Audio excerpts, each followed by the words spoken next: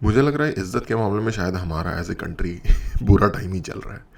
क्योंकि आप लोगों ने एक वीडियो देखी होगी, काफ़ी पॉपुलर हो रही है आजकल। एक कोई अमेरिकन सीईओ है जो एयर इंडिया की फ़्लाइट में बैठता है, शिकागो से दिल्ली की फ़्लाइट है, और फर्स्ट क्लास कैबिन में बैठता है और दिखाता है कि क्या बुरे हालात हैं।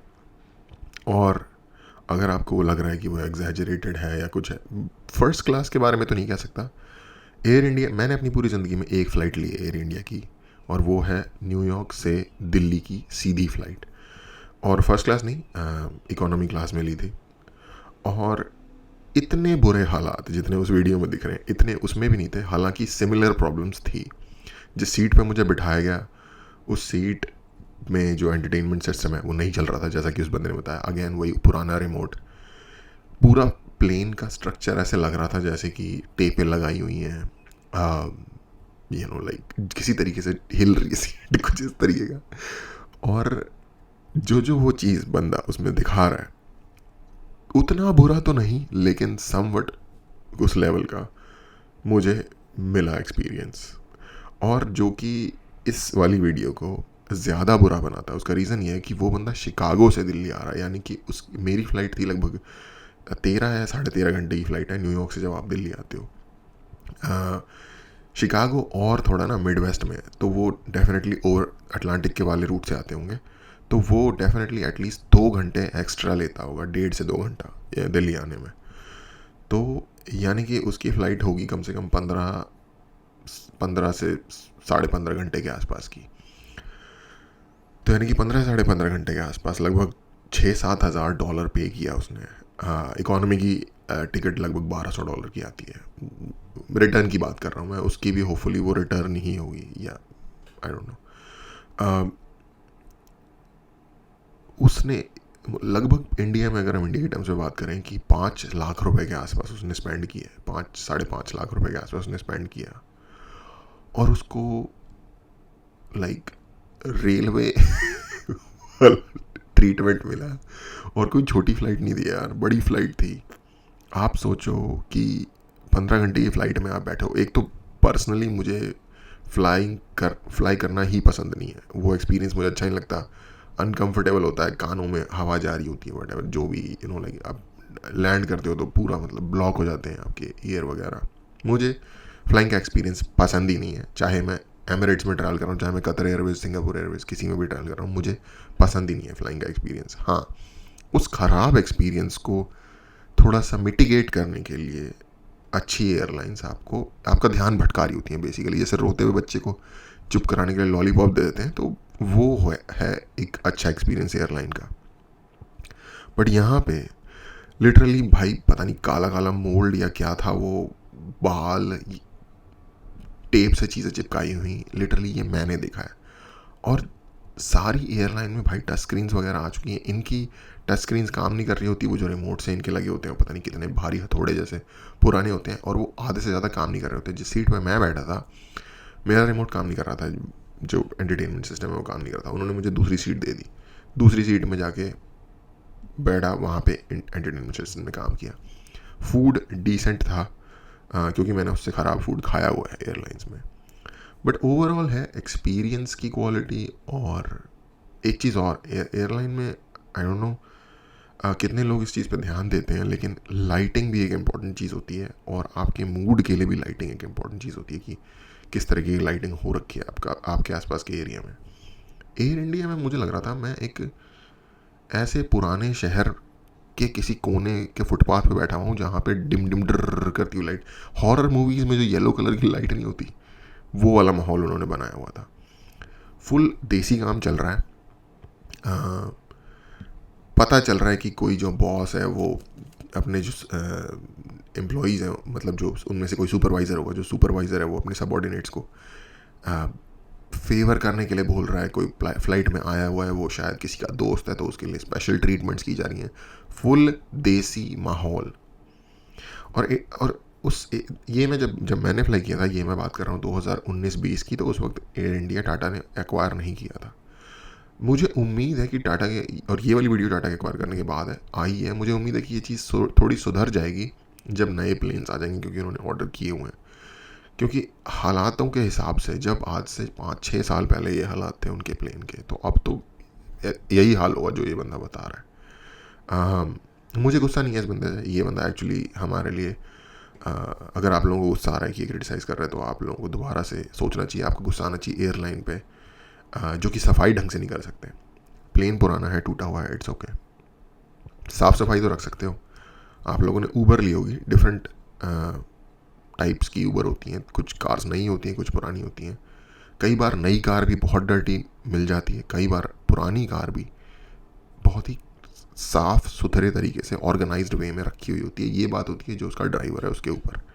इसी तरीके से एयरलाइन के प्लेन्स पुराने होंगे, हो सकता है थोड़ा सा टूट रहा हुआ कुछ सामान इधर उधर, पर उसको रिपेयर करा के उसको साफ़ कंडीशन में रखना, क्लीनलीनेस करना, जैसे डीप क्लीन कहते हैं, जो इंसेक्टिसाइड्स कह रहा हूँ, जो ये बैक्टीरिया क्लीनिंग वगैरह होती है, ये सब तो डीप करवा सकते हो ना क्लीन आप। ये करवाने के लिए आपको बोइंग या एयरबस के ऑर्डर आने की वेटिंग तो नहीं है। और मुझे उस एक फ़्लाइट को लेने के बाद ये एक्सपीरियंस हुआ कि जब आप एयर इंडिया से इंडिया के लिए फ़्लाई कर रहे होते हो ना, तो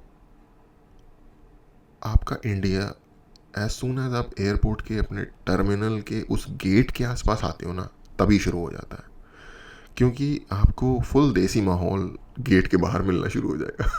एयरक्राफ्ट के अंदर आते आते फुल जुगाड़बाजी जो मैं कह रहा हूँ वो होती हुई दिखनी शुरू हो जाएगी अपने आसपास।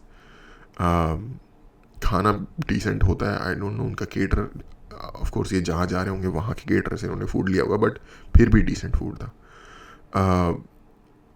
या प्लेन की हालात मुझे ख़राब लगी, लाइटिंग ख़राब लगी, सर्विस इन द सेंस, क्योंकि हमारे जो सर्विस इंडस्ट्री के लोग हैं इंडिया के, वो शायद दुनिया के सबसे ज़्यादा डिसेंट और विनम्र किस्म के लोग हैं, तो इसलिए आपको ह्यूमन लेवल पे सर्विस अच्छी मिल जाएगी।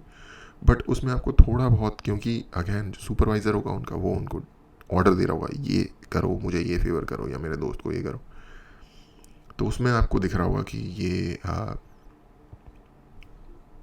जो प्रोफेशनलिज्म है उसके हिसाब से काम नहीं हो रहा। वो नाइस है, वो विनम्र है, वो एक कल्चर का पार्ट है, बट जैसे प्रोफेशनलिज्म फॉलो होना चाहिए वो चीज़ वहाँ नहीं हो रही, क्लियरली दिख रहा है। और हो सकता है दूसरी एयरलाइंस में भी होती हैं, वो आपस में अपनी लैंग्वेज में बात करते हैं, हमें पता नहीं चलता, लेकिन एटलीस्ट यार सबको आपकी समझ आ रही है आप क्यों कर रहे हो ऐसे। स्पेशली आप उन लोगों को ला रहे हो जो कि ज़्यादातर विदेशों में रहते हैं, तो दे डोंट केयर। और वो केयर इसलिए नहीं करते क्योंकि वो एक सरकारी कंपनी थी उस टाइम तक, और अभी भी मुझे लगता है कि लोगों का एटीट्यूड ऐसे स्विच ऑफ स्विच ऑन तो होता नहीं है, तो अभी भी उनका एटीट्यूड सरकारी वाला ही होगा टाटा के एक्वायर करने के बाद भी, और इस वजह से ही ये हालात है। मुझे पर्सनली, और अगेन ये मैं ये नहीं कह रहा कि मैं इंडिया की एयरलाइन में ट्रैवल नहीं करता, ऑफ कोर्स इंडिया की एयरलाइन में ट्रैवल करना ही पड़ेगा भाई, इंडिया में ट्रैवल करना है तो। इंडिगो में मैंने ट्रैवल किया है, स्पाइस जेट में ट्रैवल किया है।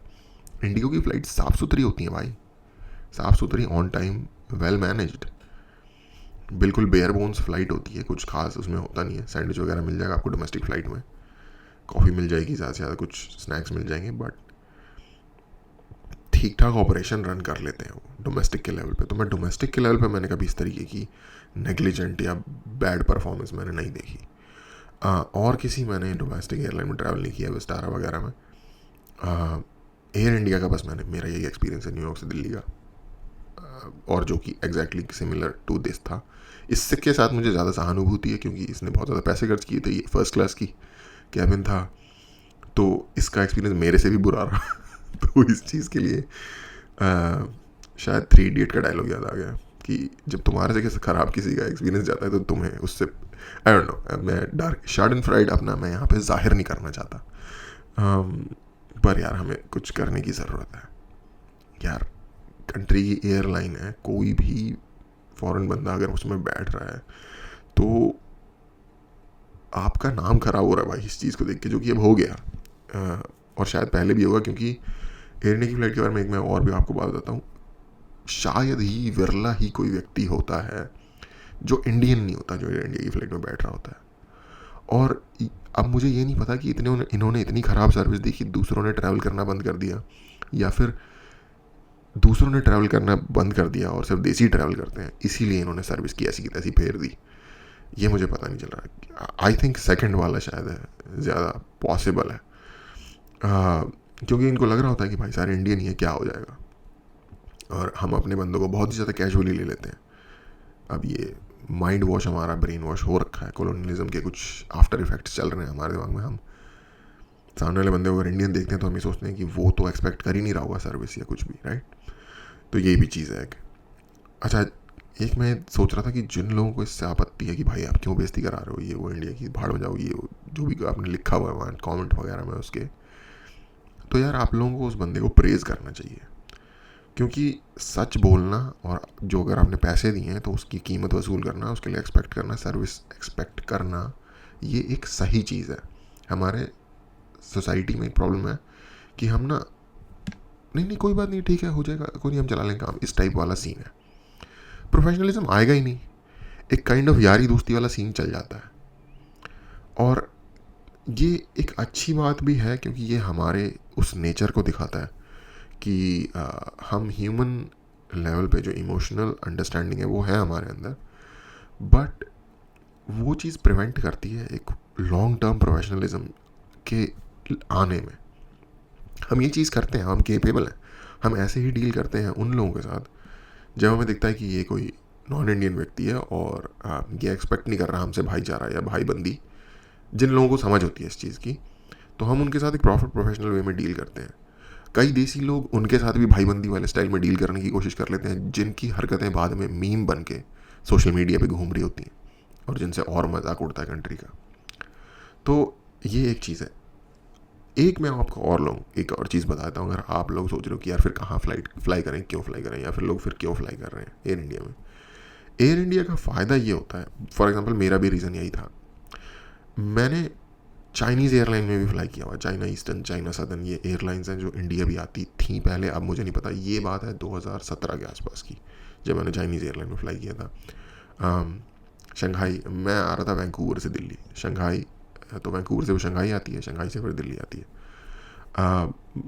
मैंने रियलाइज़ किया कि यार इतनी लंबी फ़्लाइट्स में ना डायरेक्ट फ़्लाइट मिल जाए उस वक्त में मुझे, मतलब अगेन मैंने बताया कि फ़्लाइट करना मुझे अच्छा नहीं लगता, तो मैंने कहा अगली बार मैं ट्राई करूँगा डायरेक्ट फ़्लाइट के लिए। अगली बार मैं फ्लाई कर रहा था, मेरा ज़्यादातर अगेन ट्रैवल होता है नॉर्थ अमेरिका से इंडिया की तरफ, यूरोप और ऑस्ट्रेलिया की साइड का मुझे इतना एक्सपीरियंस नहीं है।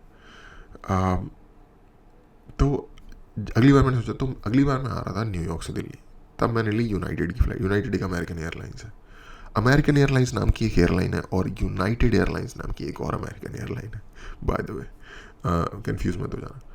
तो फिर मैंने ली यूनाइटेड से, यूनाइटेड की थी न्यूयॉर्क, न्यू जर्सी में है, जो कि न्यूयॉर्क से डिफरेंट है बाय द वे। उसकी सीधी फ़्लाइट दिल्ली आती है, वो वाली, और वो फ़्लाइट मैंने ली थी 2019 के आसपास, पेंडेमिक पता नहीं स्टार्ट होने वाला था या हो गया था, और मुझे वो फ़्लाइट मिली थी $600 की, सुपर चीप, सुपर क्लीन, ज़्यादा लोग नहीं थे इंडिया की तरफ आने वाले। अक्सर आप देखोगे जब नॉर्थ अमेरिका से इंडिया की फ़्लाइट आती हैं तो सीट्स कुछ खाली होती हैं, क्योंकि इतने ज़्यादा लोग शायद आते नहीं हैं जितने जाने वाली फ़्लाइट्स पे होते हैं। तो बहुत सस्ता और बहुत बढ़िया एक्सपीरियंस यूनाइटेड का मेरा रहा। और उसके बाद से फिर मैंने ये, क्योंकि मैं बता रहा हूँ 2000 ये होगी शायद 2018 के आसपास की बात, फिर मैं उससे अगली बार जब मैं 19 या 20 में शायद 20 या 21 में मैंने जब एयर इंडिया ली, और तब पैंडेमिक का दौर चल रहा था, तब जब मैं अपना एक्सपीरियंस अभी बता रहा हूँ वो हुआ है, कुछ यही टाइमलाइन रही होगी एग्जैक्ट, मुझे याद नहीं है। तो क्योंकि मेरा यूनाइटेड का डायरेक्ट फ़्लाइट का एक्सपीरियंस अच्छा रहा था, इसीलिए, और अगली बार जब मैं जाना चाहता था तो यूनाइटेड में नहीं थी सीट्स अवेलेबल, तो मैंने एयर इंडिया ली थी।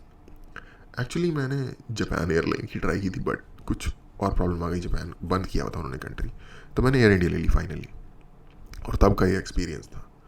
तो अगर आप लोगों को फ्लाई करना नहीं पसंद और आप लंबी फ़्लाइट्स लेते हो तो डायरेक्ट फ़्लाइट की कोशिश किया करो, ये जस्ट मेरा एक 2 सेंट सजेशन है। और दूसरी चीज़ मैं आपको एक चीज़ बताता हूँ अंडरस्टैंड करने के लिए कि कैसे, क्या स्टैंडर्ड है दुनिया में।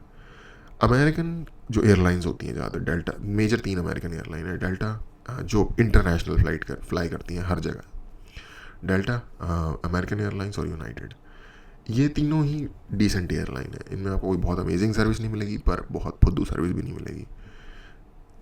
उसके बाद जो गल्फ़ की एयरलाइंस है, एतिहाद, कतर और एमिरेट्स, ये प्रीमियम एयरलाइंस हैं। इसके अलावा एक और प्रीमियम एयरलाइन है कैथे पैसिफिक, और जो हांगकांग की एयरलाइन है, उसमें मैंने हांगकांग से दिल्ली आया था एक बार, बहुत अमेजिंग एक्सपीरियंस। हाँ, और सिंगापुर एयरलाइन, वो ये भी, ये 4-5 एयरलाइन है जो प्रीमियम एयरलाइंस हैं। अगर आपको एक्सपीरियंस मैटर करता है तो आप इनको यूज़ करो। लुफ्तांसा, एयर फ्रांस, ये आप एक स्टेप नीचे रख सकते हो। लुफ्तांसा, एयर फ्रांस, इनको आप एक स्टेप नीचे रख सकते। के एल एम डच एयरलाइन है, इनको आप एक स्टेप नीचे रख सकते हो इनसे। ब्रिटिश का मेरा एक बार का एक्सपीरियंस है, ठीक था, अमेरिकन एयरलाइंस जैसा ही था। तो ये है ओवरऑल। जापान में फ्लाई करने वाला था लेकिन नहीं किया। उन्होंने एक्चुअली मेरे $1000 भी रख लिए, तो F them I guess. Refund नहीं किया सालों ने। तो एनीवे, तो ये है ओवरऑल स्ट्रक्चर, अगर आपको चूज़ करना है कि किस टाइप की एयरलाइन में आप जाना चाहते हो। बाकी क्वांटस वगैरह भी है ऑस्ट्रेलिया की, उनके बारे में मुझे आइडिया नहीं है। अगेन, अगर आप गुस्सा हो इस व्यक्ति पे जिसने ये वीडियो बनाई, तो आपको उसको एक्चुअली थैंक यू करना चाहिए।